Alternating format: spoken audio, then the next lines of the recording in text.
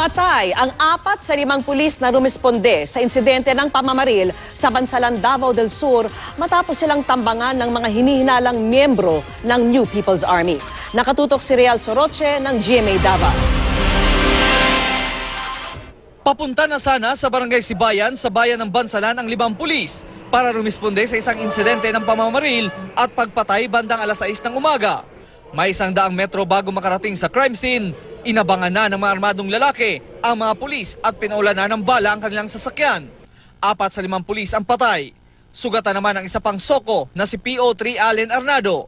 Sa gitna ng bakbakan, nakatalon siya mula sa sasakyan at nakapagtago sa bangin. Nakarating yung unang patrol car natin doon sa crime scene. Ito namang isang patrol car nila, pumunta ng Digos, sinundo yung soko para sila ang mag-process ng crime scene sana. So, nung makuha na nila itong dalawang soko, dumiretso na sila doon sa crime scene. So, along the way, inambush sila doon. Hinala ng mga otoridad, mga rebelding NPA ang sumalakay.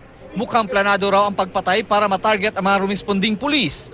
May nakita raw kasing explosive sa lugar malapit sa pinangyarihan ng ambush.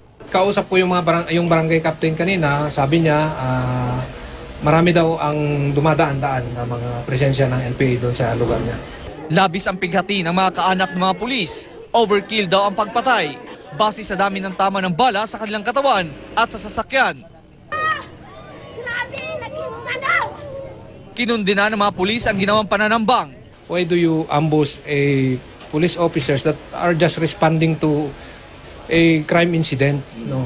Wala namang hindi naman nang-aabuso yung mga kapulisan natin pupunta doon sa mga barangay-barangay. Wala pang pahayag ang mga NPA. Kahapon, sinabi ni Pangulong Duterte na nagsasagawa ngayon ng pag-uusap para mabalik ang usaping pangkapayapaan sa pagitan ng gobyerno at CPP, NPA, NDF. Well, hang on, kasi do not spoil. We have well, I must admit there's a back channeling. Real Soroche, nakatutok 24 oras.